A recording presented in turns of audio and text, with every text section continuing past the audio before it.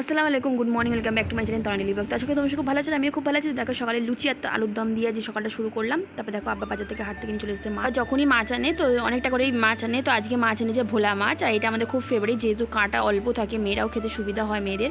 তো ভোলা মাছ আছে আর পার্শে মাছ আছে, তো এই দু রকমের মাছ আজকে আব্বা এনেছে। তো এইদিকে দেখো মা আর আমি বেছে নিচ্ছি, যেহেতু অনেকটা মাছ বাঁচতে সময় লাগবে। তো মা বললে একটুখানি আমাকে একটুখানি বেছে দে, এই জন্য মার সাথে আমি একটু হাতে হাতে লাগিয়ে দিচ্ছি। আর এদিকে মেয়ে ভিডিও করে দিচ্ছে।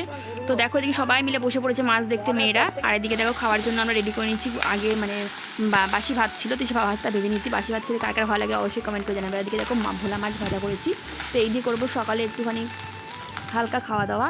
তো তারপর দেখো বাগানে চলে গেলাম। বাগানে গিয়ে দেখলাম লঙ্কা গাছগুলো একটু শুকিয়ে গেছে, মায়ের দিকে নিনুয়া পারছিল। তো এইটা আমার হাতের গাছ, তোমাদেরকে আগে শেয়ার করেছি।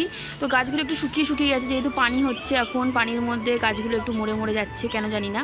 তো চলো তোমরা সাথে থাকো। মা ওদিকে কিছু সবজিও দেখছিল, যে কিছু সবজি হয়েছে কিনা। সবজি বলতে আর কি শাক আর চালকুমড়ো শাক মা একটু তুললো। চালকুমড়ো শাক ভাজা খেতে কার কার ভালো লাগে অবশ্যই কমেন্ট করে জানাবে।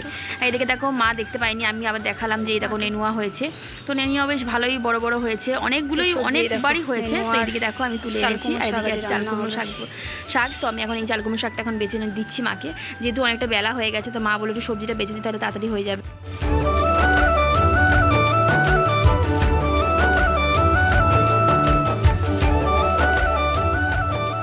দেখো মাম্মার এখন গোসল করা হয়ে গেছে। মাম্মা বলছে আমাকে একটু দেখাও। তো তোমাদেরকে দেখিয়ে দিলাম।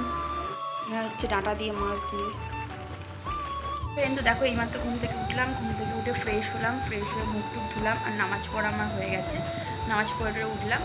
আর এখন দেখো এই যে নিয়ে বসে পড়েছি, এটা আছে সিন্নি। তো আজমির থেকে এনেছিলাম, যে সিন্নিটা এখন আছে, এখন এটাই খাওয়া দাওয়া করবো।